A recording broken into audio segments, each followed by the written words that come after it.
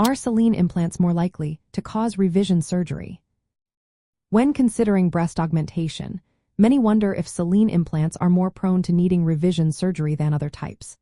The answer is yes. Generally, Saline implants are associated with a higher chance of revision. This is mainly because they tend to have more issues related to volume changes and implant deflation. Studies show that women with Saline implants are more likely to request additional surgery to adjust size or replace the implant due to complications. Revision rates after the initial breast augmentation can vary widely, but they can reach up to 20 to 36% within several years. Saline implants are often linked to more frequent requests for volume adjustments, which is a common reason for revision. In fact, in some studies, about 3/4 of implants replaced during revision surgeries were Saline, compared to only about 1/4 being silicone gel implants.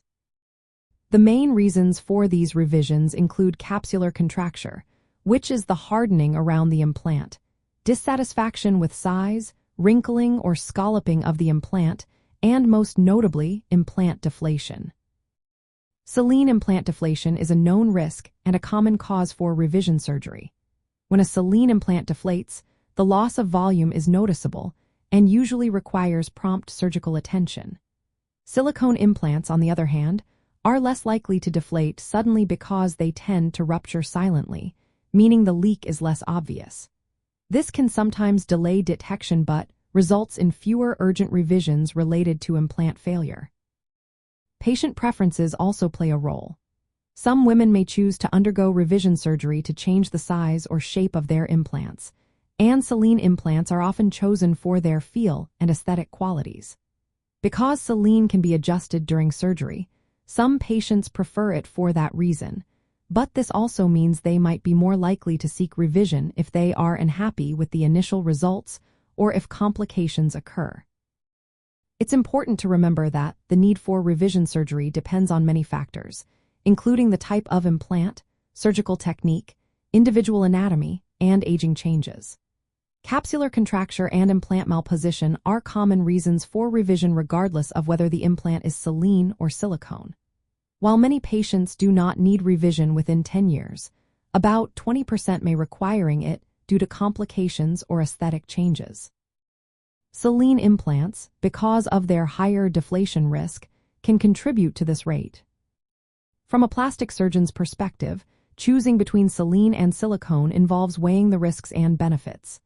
Saline implants can be filled after insertion, making them easier to place and detect if deflated. However, they tend to have a higher chance of volume change, requests, and deflation-related revisions. Ultimately, the decision should be personalized, considering the patient's goals, anatomy, and preferences. Regular follow-up and monitoring are essential to catch any issues early and maintain the best aesthetic and safety outcomes. In summary, Saline implants do have a somewhat higher likelihood of leading to revision surgery, mainly because of risks like deflation and patient-driven size changes. But it's important to remember that revision surgery is common with all implant types. Consulting with a qualified plastic surgeon can help you understand your options and develop a plan tailored to your needs. Always seek personalized medical advice and stay vigilant with follow-up appointments to ensure your implant stays healthy and your results remain satisfying.